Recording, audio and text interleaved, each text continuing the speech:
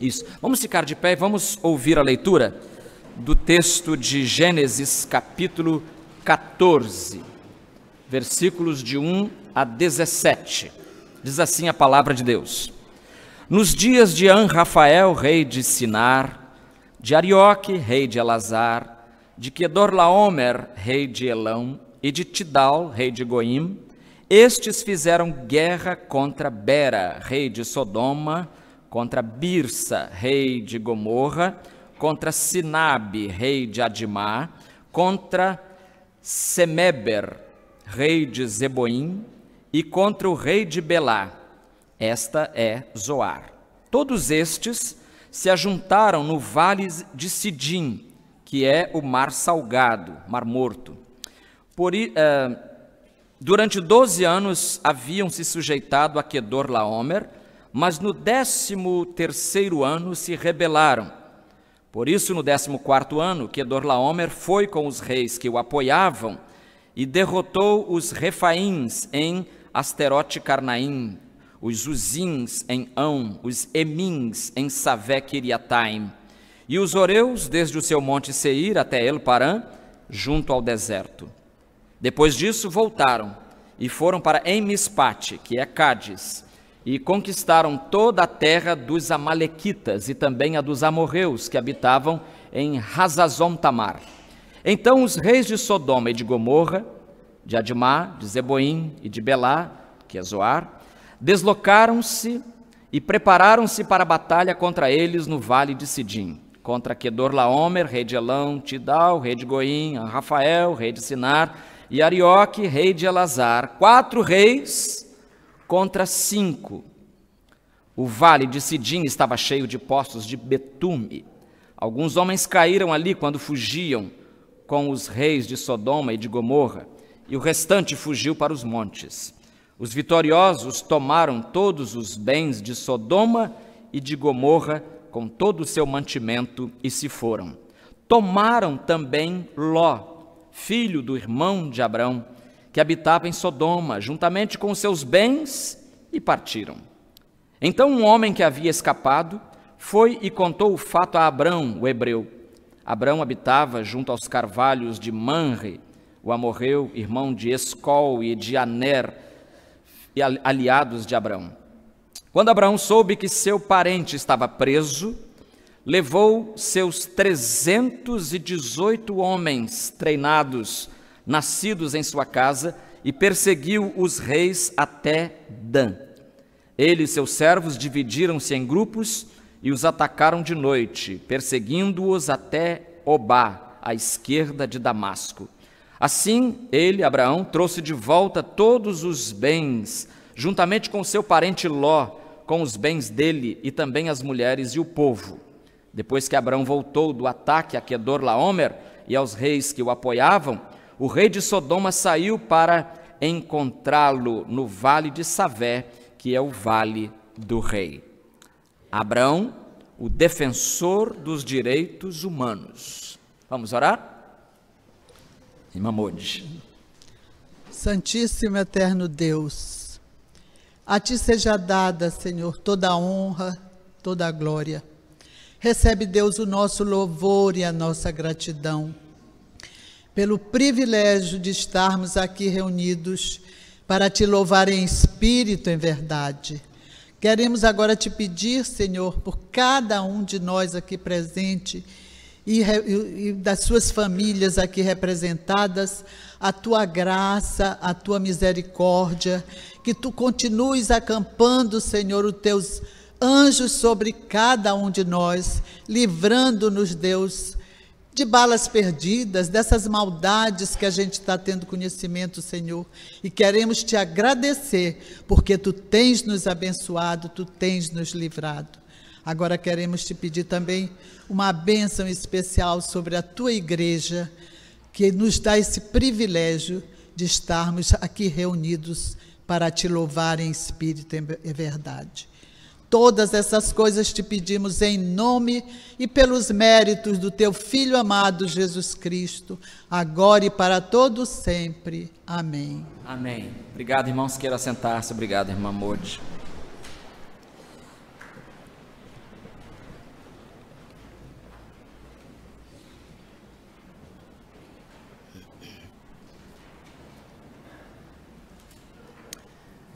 Abraão, o defensor dos direitos humanos.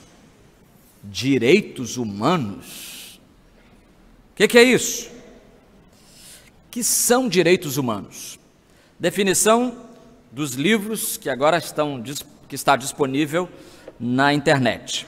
Direitos humanos são os direitos básicos de todos os seres humanos. São direitos civis e políticos, como direito à vida, propriedade privada, liberdade de pensamento, de expressão, de crença, igualdade formal, ou seja, todos perante a lei, direito à nacionalidade, direito de participar do governo do seu estado, podendo votar e ser votado, entre outros, fundamentados no valor da liberdade. Então, direitos civis e políticos, direitos econômicos, sociais e culturais. Esses direitos econômicos, sociais e culturais são direito ao trabalho, à educação, à saúde, à previdência social, à moradia, à distribuição de renda, entre outros, fundamentados no valor e igualdade de oportunidades.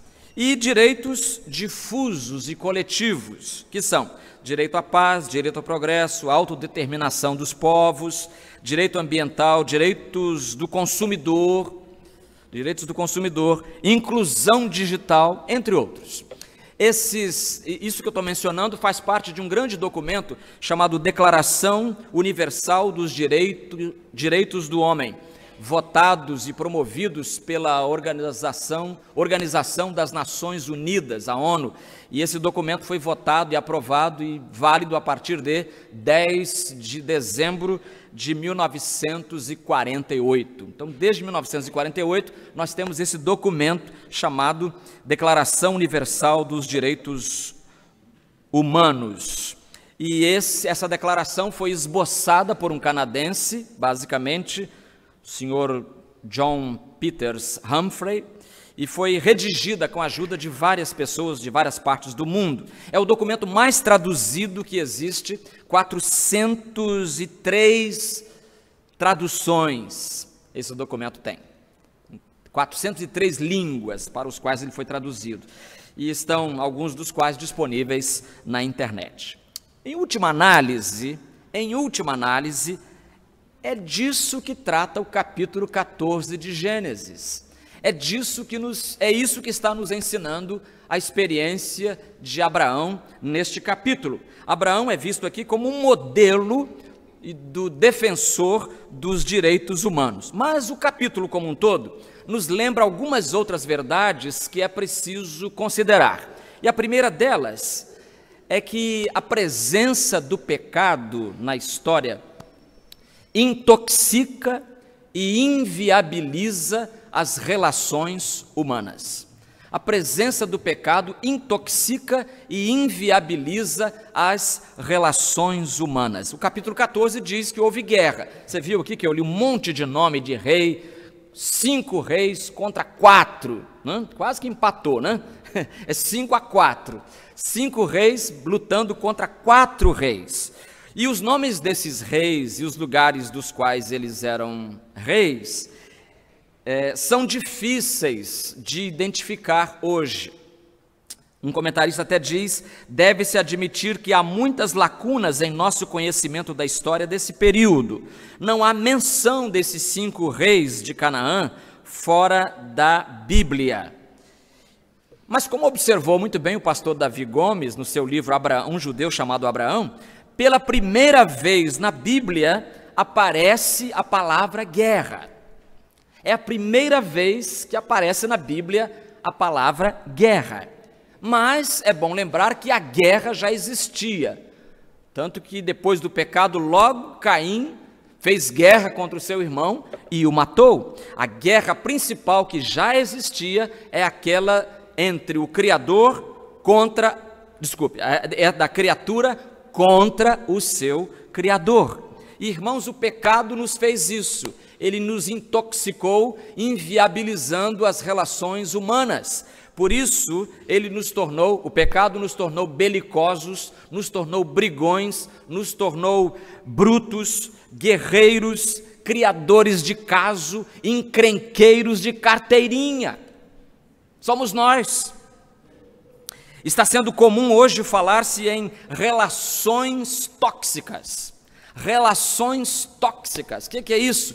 São situações em que as pessoas se envenenam mutuamente, elas não se dão bem, são pessoas problemáticas, ou seja, o pecado nos intoxicou. E a prova disso é a história do mundo. Segundo uma pesquisa, já cansaram de divulgar essa pesquisa, em 3.100 anos de história humana, os homens só viveram 300 anos de paz. 300 anos só, em 3.100, menos de 10%. Cerca de 8.000 tratados de paz, assinados direitinho, foram incrivelmente desrespeitados. Parece que o instrumento que o ser humano mais usa e mais usou na história até hoje é a espada. Nós somos guerreiros por natureza e matamos uns aos outros nessas guerras. E eu fiz uma pesquisa rápida, eu queria que fosse rápida, mas acabou sendo longa. Na Primeira Guerra Mundial morreram 20 milhões de pessoas, na Primeira Guerra, com aquelas armas ainda toscas, rudes, elementares, 20 milhões de pessoas. Aí vem a Segunda Guerra e não só dobra, triplica isso, de 60 milhões de pessoas a 85 milhões, a Segunda Guerra. Aí ficamos cobrões na arte de matar. Passa a Segunda Guerra, logo em seguida, em 1950-53, vem a Guerra da Coreia. 1.200.000 pessoas morreram. Aí vem a Guerra do Irã e Iraque, da qual até participei, quer dizer, eu vi, né?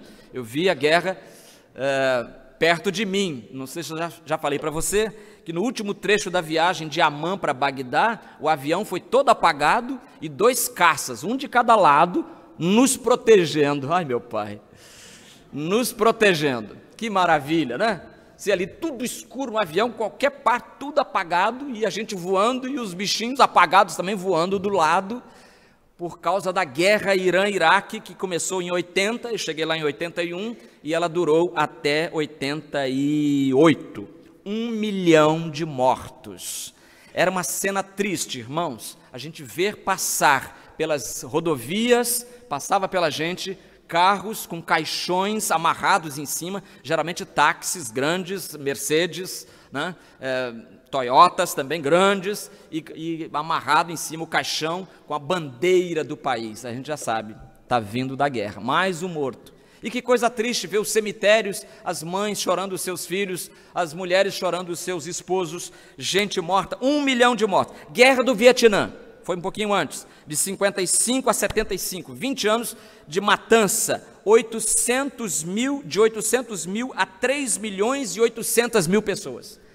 Muita gente assassinada. Guerras religiosas na França, também conhecidas como as guerras huguenotes, terminaram em 1598, 2 milhões a 4 milhões de pessoas morreram.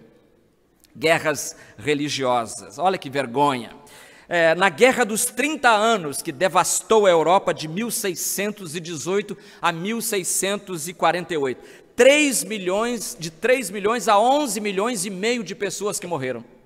Guerras napoleônicas, terminadas em 1815, lembra quando Napoleão botou Dom João VI para correr para cá, para a Quinta da Boa Vista?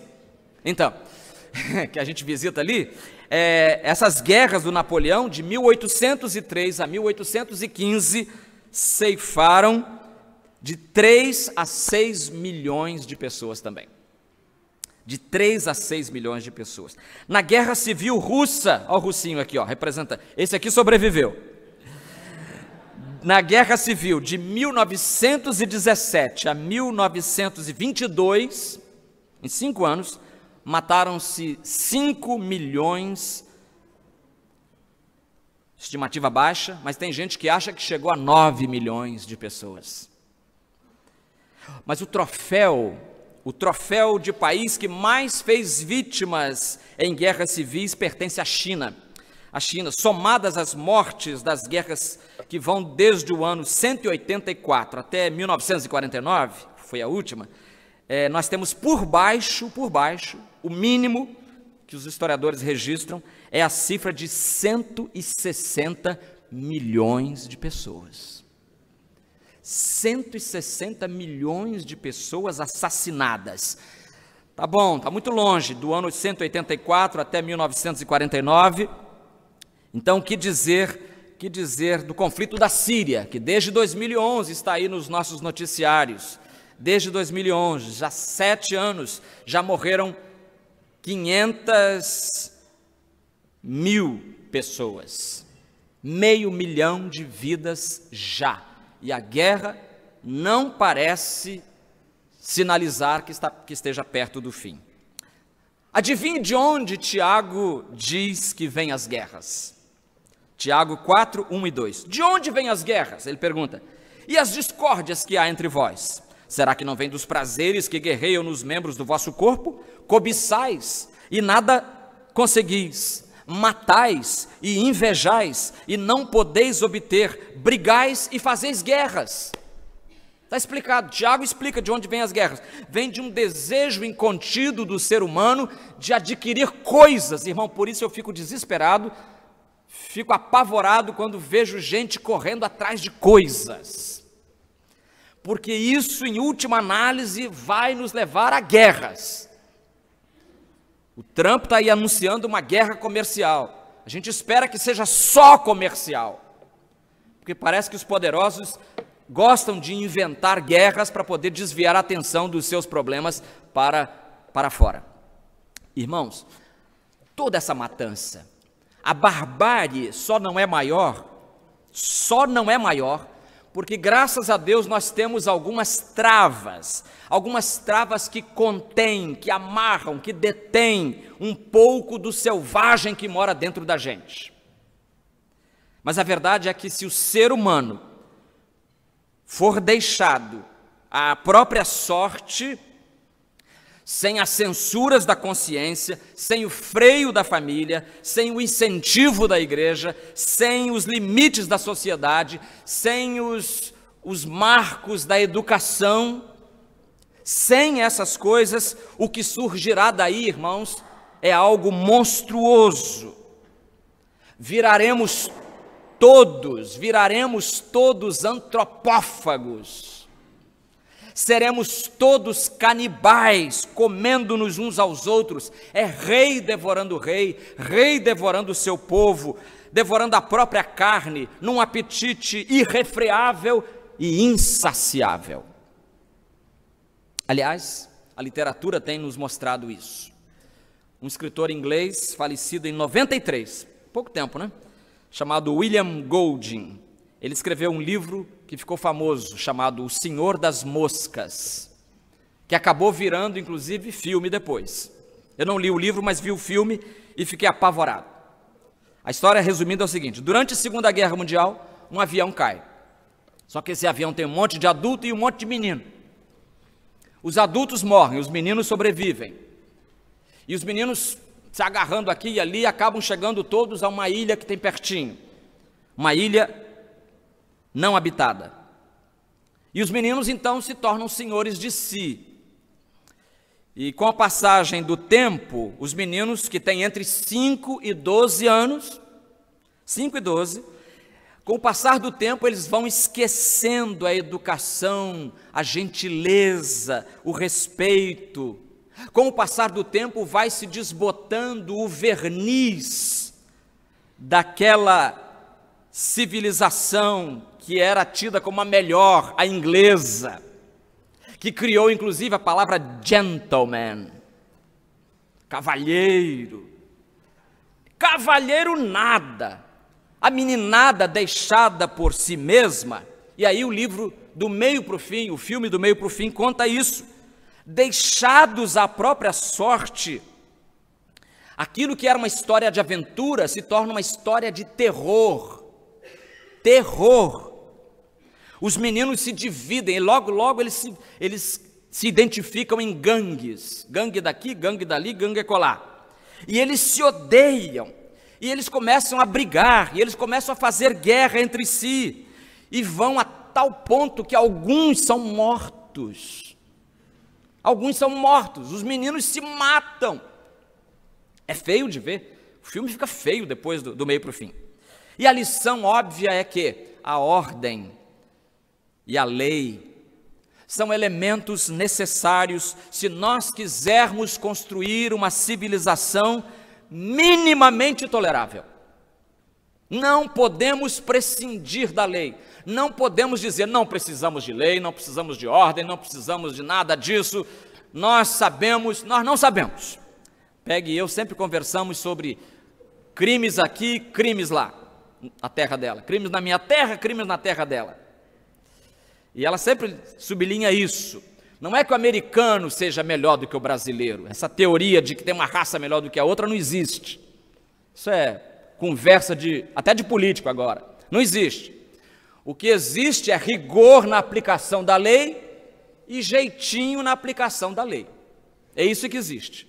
E isso faz diferença entre uma sociedade e outra sociedade. Houve guerra entre 5 reis contra 4 reis, diz Gênesis 14. Mas em segundo lugar, com essa guerra, lá se foi Ló. Acho que o rapaz dormiu lá. Lá, congelou. Lá se foi Ló. Lá se foi. Ou se você quiser brincar com as palavras, lá Ló se foi. Lá Ló se foi. Coincidência ou não, os reis vencedores capturaram o pobre Ló e o levaram consigo. Lá se foi o Ló, agora apareceu. Diz o texto bíblico, Gênesis 14, versículo 11, os vitoriosos tomaram todos os bens de Sodoma e de Gomorra, com todo o seu mantimento, e se foram embora. Tomaram também Ló, filho do irmão de Abraão, que habitava em Sodoma, juntamente com seus bens, e partiram. Então, Ló, o sobrinho de Abraão, de repente, vira prisioneiro de guerra. E como prisioneiro de guerra, é claro, ele vai ficar sem dinheiro, ele vai ser levado para um outro país. E eu estava tentando trazer, pesquisei essa semana, mas não consegui achar, como se tratavam os prisioneiros de guerra na antiguidade.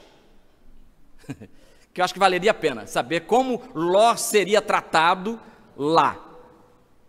Ló, lá na terra distante, lá junto com os seus captores, como é que ele seria tratado? Uma dica que eu li, parece que dos romanos, é que muitas vezes os prisioneiros eram usados como cobaias para a ciência, né? Vamos injetar veneno aqui para ver o que acontece com o olho dele. Então o futuro de Ló nas mãos dos captores, meus irmãos, não era risonho, nem róseo. Deixa eu parar um pouquinho aqui para dizer que nós não devemos nos apressar em culpar Ló de ter sido levado preso, achando que aquela escolha que ele fez domingo passado, Gênesis 13, é que agora responde pela sua prisão, não é? Já que ele escolheu errado, ele gostou das campinas do Jordão, e deixou Abraão como a pior escolha, uma terra árida, feia, ele escolheu a melhor terra. Então não foi por causa disso, né? A escolha dele foi errada domingo passado, sim, porque ele não levou em conta os direitos de Abraão, e ele se deixou levar apenas pela cobiça. E eu fiquei pensando essa semana ainda naquele sermão, e fiquei pensando que talvez ele devesse ter pensado mais antes de ir para o lado de Sodoma, por saber que os homens de Sodoma, como diz Gênesis 13, versículo 11, né, eram 13, os homens de Sodoma eram maus e grandes pecadores, e ele foi se assentar na roda dos escarnecedores lá em Sodoma. Tá, mas não foi por isso que ele foi levado preso. Ele acabou sendo vítima de guerra, irmãos. Mais cedo ou mais tarde, todos nós podemos cair vítimas de guerra. Se o Rio de Janeiro realmente está vivendo uma guerra, como aí fora é comum dizer-se, então nós estamos todos reféns dessa guerra. Somos todos Lós. Somos todos Lós prisioneiros das circunstâncias, porque às vezes nós pensamos que as guerras só acontecem lá longe, lá no fronte, mas ela pode nos alcançar aqui onde nós estamos. É uma situação calamitosa. País em guerra, irmãos, é uma desgraça, e eu não estou falando palavrão, é uma infelicidade só. E é como alguém já disse, a primeira vítima num país em guerra é a verdade. Ninguém sabe mais o que é verdade e o que é mentira. Ninguém sabe mais o que é lei e o que é abuso de lei. Eu me lembro na alfândega, no Iraque, quando você chegava, os soldados faziam o que eles quisessem com você. E eu me lembro, mas o ódio por Israel era tão grande, que eles chegavam assim e falavam assim, falava para o brasileiro assim, cadê o mapa de Israel aí? Aí o mapa do mundo, assim, o brasileiro mostrava Israel, pequenininho, lembra? Israel no mapa mundo é um tiquitito, né? Aí o soldado pegava a caneta assim, começava a riscar Israel do mapa, riscava, e claro que com tanto ódio, com tanta fúria, que ele acabava riscando o Líbano também, que está ali pertinho, riscava também a Síria, acabava riscando até o Iraque, se bobear, de tanto ódio que havia. Então, quando um país em guerra é assim, os valores são substituídos por invalores, por inverdades, e é uma situação calamitosa, realmente, um país em guerra. Vezes há em que a guerra aperta o cerco contra nós e nos ameaça a vida, e nos priva da paz, e nos rouba os bens. Que coisa triste. Deve ser muito triste ser prisioneiro de guerra. Eu li uma história em 2009, no jornal, de um jornalista canadense chamado Maziar Bahri, de ascendência iraniana, mas canadense, e por ter essa ascendência, ele voltou ao Irã para trabalhar como jornalista. E ele foi preso, assim, arbitrariamente. A polícia chegou na sua casa e o levou para uma prisão de segurança máxima. E ele passou 118 dias preso, acusado de ser um espião internacional. Mas não tinham provas contra ele, ninguém podia falar nada, ele era apenas um correspondente. E os primeiros 107 dias que ele passou nessa solitária foram tão solitários que ele pensou até em suicidar-se. Tanta tristeza, tanta injustiça. E o título da matéria no jornal é assim: a pior coisa é achar que esqueceram você. Uma frase do jornalista que a outra jornalista, Luciane Gomes, usou como título da reportagem. A pior coisa é achar que esqueceram você.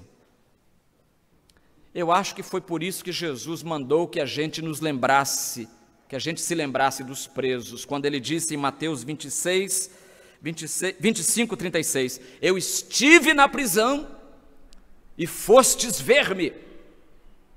Está aí um ministério que nós precisamos incentivar, a capelania, mês passado, né? A ênfase aqui em nossa igreja, capelania prisional. Alguém precisa ver os presos. Por isso Hebreus, o autor de Hebreus, que é o Espírito Santo em última análise, disse em Hebreus 13:3, lembrai-vos dos presos, como se estivesseis presos junto com eles, e dos maltratados, como se vós mesmos também estivesseis sendo maltratados. Lembrai-vos dos presos. Eu li que no Brasil nós temos atualmente 654 mil presos. Tá bom, já que não dá para ser número redondo, de 600 a 700 mil. E desses, 220 são prisioneiros provisórios, ou seja, 34% ainda não passaram pelo crivo de nenhum juiz. O juiz não deu sentença nenhuma, eles estão presos, permanecem atrás das grades sem sentença. E eu copiei isso de um blog de um jornalista, e ele diz, porque são pobres e não dispõem de advogados competentes para lembrar ao judiciário que os seus processos mofam nos escaninhos da justiça. E eu li isso e fiquei entristecido, irmãos, fiquei entristecido. Casta esquecida, escreveu aquele blogueiro. esquecidos da sociedade, esquecidos da família muitas vezes, esquecidos das igrejas até, igrejas que têm como Senhor aquele que disse: estive preso e fostes ver-me. A pior coisa, vou citar de novo o jornalista iraniano-canadense, a pior coisa é achar que esqueceram você. Mas Abraão não esqueceu Ló. Abraão não esqueceu Ló. Ló não ficou para lá, porque Abraão, em terceiro lugar, Abraão se fez instrumento de libertação do escravo Ló. Não havia jornal, não havia internet, não havia telejornal, mas a notícia da captura de Ló chegou aos ouvidos de Abraão.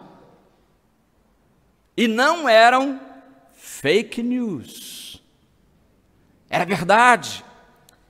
Gênesis 14:13. Então um homem que havia escapado foi e contou o fato a Abrão, o hebreu.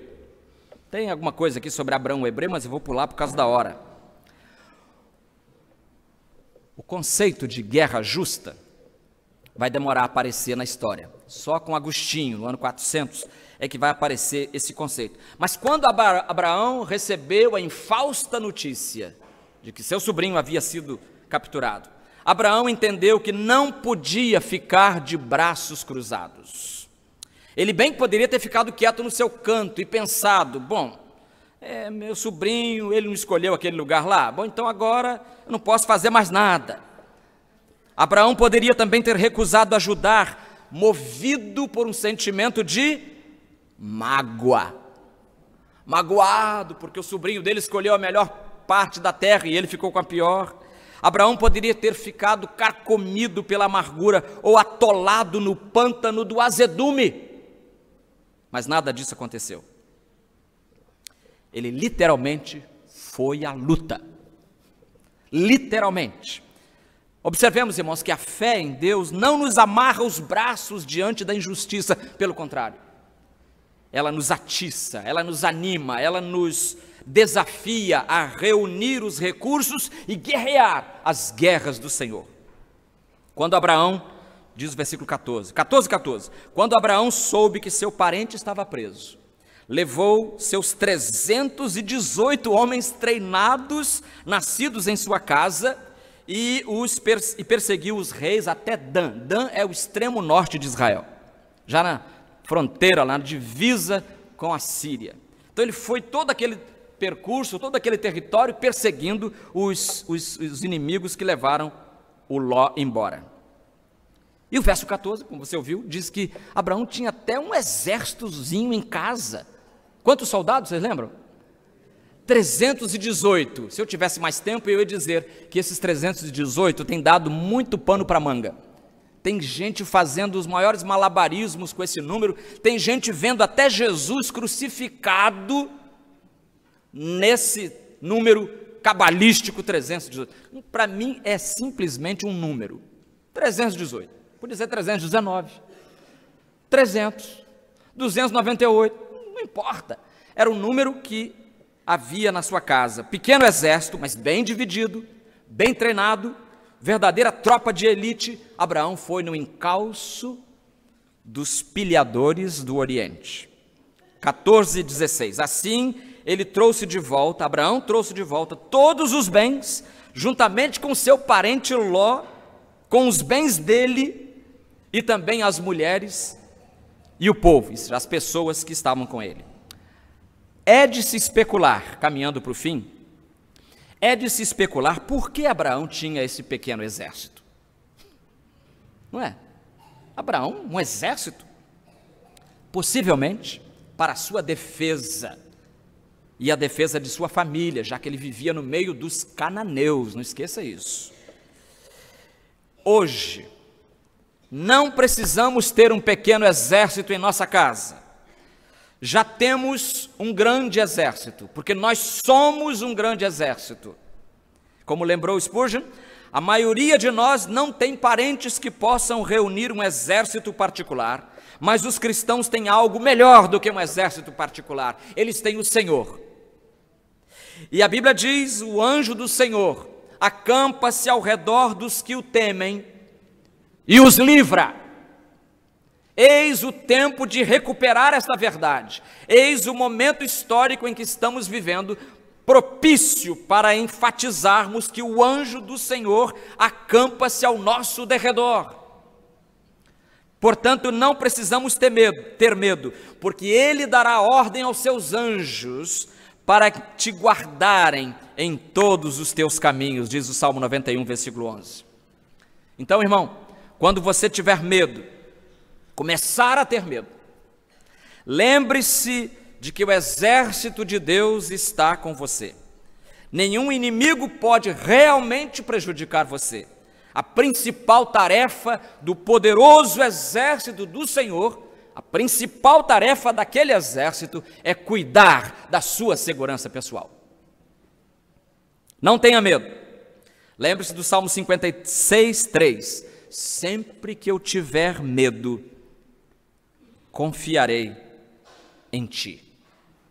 Sempre que eu tiver medo, e olha, tem muito estímulo para ter medo nessa cidade. Estímulo, não é problema do estímulo. Eu não terei medo. Sempre que eu tiver medo, confiarei em ti. Um comentarista chamado Herbert Lockyer imagina a alegria de Ló quando viu Abraão chegando com seu exército. Hein? Você pode imaginar isso também? Eu gostei do Lockyer por causa disso. Ele criou uma situação humana. Ló humilhado, mãos amarradas, sem os bens, sem nada, sendo levado para longe. O que vão fazer com a minha vida, e com as minhas filhas, e com os meus bens? Ai, meu Deus, ai, Deus de Abraão. Se ele fez essa oração, o Deus de Abraão realmente respondeu, porque Abraão em pessoa foi atrás do seu sobrinho. E agora, a partir de Lockyer, eu queria imaginar o encontro dos dois. Quando Ló vê o seu tio chegando com aquele exército preparado, então Ló deve ter aberto um sorriso e disse: louvado seja o Senhor, engrandecido seja o Deus de Abraão, que mandou o próprio com seu exército a libertar-me dos meus inimigos. E eu acho que Ló voltou para casa um outro homem, porque ele viu a ação de Abraão em seu favor. Por isso o texto que a Peg leu no início é o texto que encerra a nossa mensagem desta manhã. Provérbios 31, 8. Um texto que me fala muito, que me humilha muito.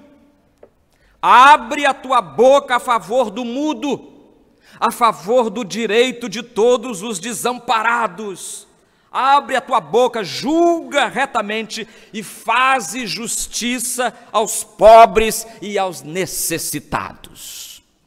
Que estou fazendo se sou cristão? Há tanta gente sem lar, sem pão, há criancinhas que vão morrer, há muitos cegos que não podem ver, que não podem ler. E o que eu estou fazendo? Tanta gente presa e a gente solto demais por aí. Nós precisamos ter a mesma compaixão de Abraão e deixar as coisas guardadas ali em Manre e sair atrás da libertação daqueles que precisam de nós. Irmãos, isso não é ser comunista, isso não é ser socialista, isso não é ser de esquerda, isso é ser cristão. Vamos orar?